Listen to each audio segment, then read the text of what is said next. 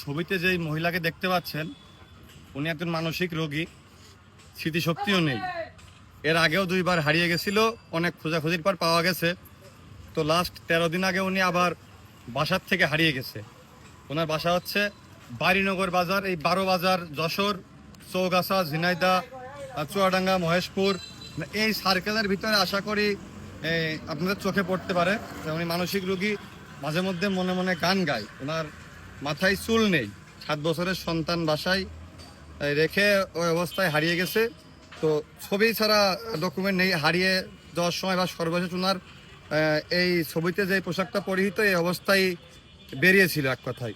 তো কেউ যদি কোথাও চোখে পড়ে তাহলে আমার এই পোস্টের কমেন্ট বক্সে, পেজের মেসেজ বক্সে অথবা ডিসক্রিপশনের নম্বরে একটা ফোন দিবেন অথবা মেসেজ দিবেন। ছবিটা ভালো করে দেখেন, দেখে একটু মেমোরিতে সেভ করে রাখেন। চোখে পড়লে আমাকে একটা মেসেজ দিবেন।